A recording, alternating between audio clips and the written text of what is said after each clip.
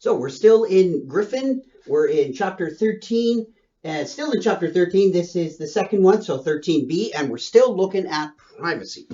And okay, so in 1948, again, we've seen, we have the UDHR, and Article 12 talks about, one of the rights is a right to privacy. In other words, you're protected from arbitrary interference with one's privacy. You can find this in the 1966 conventions as well, very, very similar kind of wording. Now, okay, so we're now going to look a little bit at Griffin's discussion of the evolution of the notion of the term privacy in American jurisprudence. So what I'm about to talk about is basically Griffin's discussion of American jurisprudence, not Canadian or anything else around the world. But it necessarily gives it gives us an insight into the broadening of this term privacy. Okay, so it is the case, as Griffin says, that the American Constitution doesn't mention privacy. There's nothing directly that you could point to and say, yeah, there's the word privacy, and there's some articles spelling it out. Okay, that's not there in the Constitution. And about in the 1890s, around in the 1890s, in the Law Journal, written with by Justice Brandeis and another author, they wrote an article on privacy and how it was arguably in the Constitution. But it's about several decades later that in 1928, the same justice is involved in a case, writes a dissenting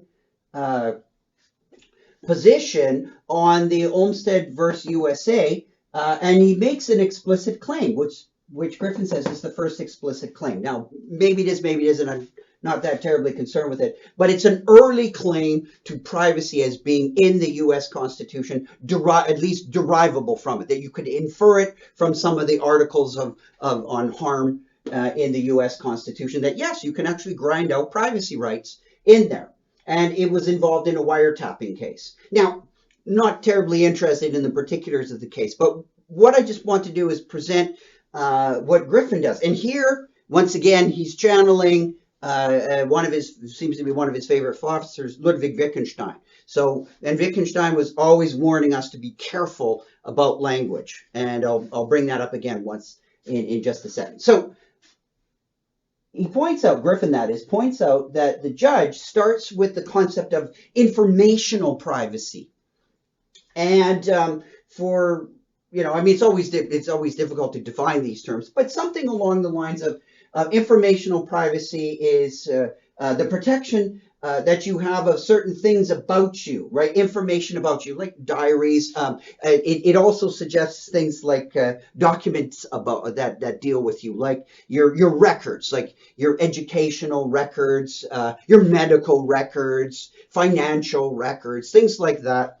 And it could involve also products that you make. Like, again, as I said, like a diary. It could mean also, let's say you're an artist and some of your art, you sell it and you put it on public display, but maybe some art that you create, you have no intention of putting that on display. Maybe you're a writer and you've written stuff that you don't want anyone to read, or maybe you create a sculpture or something and you feel it's too private and you don't want it to be sold. That too would fall under informational privacy. And so it's the protection of certain things about you from others knowing it. So it seems to be kind of a matter of knowledge, and hence the term information, even though it could be possession or viewing of an artistic product. Okay, so Griffin's point is that the justice Brandeis starts with this level and then quickly moves to a different notion of privacy. While using the same word. So we've got privacy. Privacy is always being used, but now we're talking about privacy of space and life. So we move from a protection of people knowing things from people intruding into your space. So we've gone, as Griffin later in the chapter says, moving from people knowing stuff about you to, well, your home is your castle kind of thing. And you have a space that is protected. That's going to be a space that no one can intrude unless you give them permission or whatever. Again, the home is your castle kind of idea, and this is quite strong, and it's with us. And Griffin says that, there's a variety of ways that space becomes, sort of lumped under part or grouped under privacy on the model of having your home is your castle. Same thing, like your physical body. You're completely sovereign over that. Mill talks about that as well, and of course that forms the foundation of many pro-life arguments about the notion of a physical body being a space of absolute sovereignty of the possessor of that body. Okay, so pretty important stuff. But he thinks it's a slide.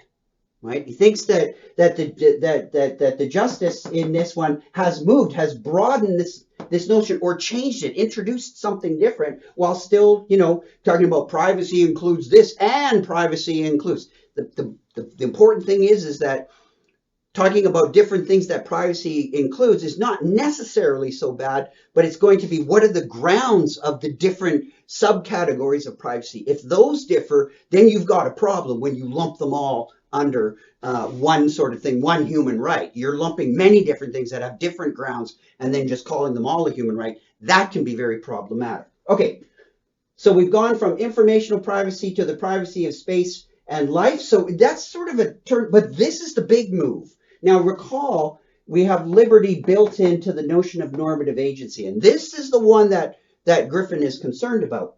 Because if we go from informational privacy to space and life privacy, now to the privacy of liberty, where the justice in this record of dissent says this is protection. It's part of your privacy to be protected from others interfering with what you're doing. Right? And so part of privacy is the right to be left alone, which is very much like a principle of liberty. And it's very similar to Mill's harm principle, right? You can do whatever you want, even in the public space, with the proviso that you can't be causing harm. But if you're doing stuff in the public space and you're not causing harm, you have a liberty of being left alone. If you're on your own property and you're not harming anybody through your activities, then people should just leave you alone. So you have, in other words, a right to be left alone. And of course, there's a proviso in there, and provisos can differ, right? There's no, public interest in what you're doing. Like you're not jeopardizing the public safety. Like you don't have the right to jeopardize public safety. So there's no liberty there.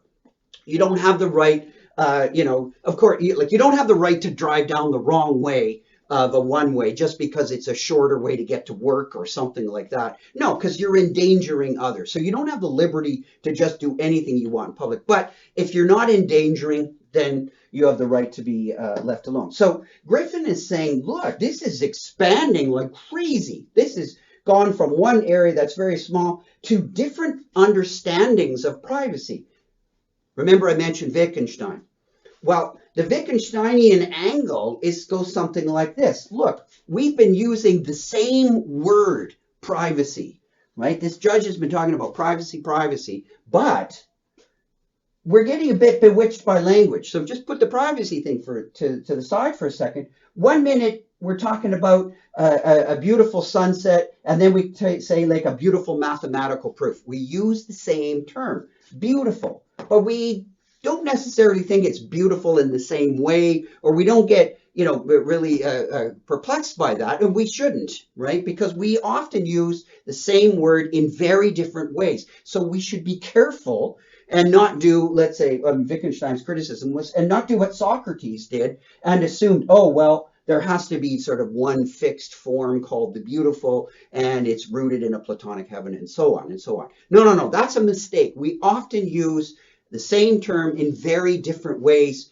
and there might be no single definition that runs through, or single invariant strain that runs through all the different instantiations of, let's say, a term like beautiful. It might be at best a family resemblance. Like there's similarities, but there's similarities in certain ways of using it and not in others. But it's sort of a grab bag of uses of the term beautiful. But there's no one single way that will describe all the uses of beautiful.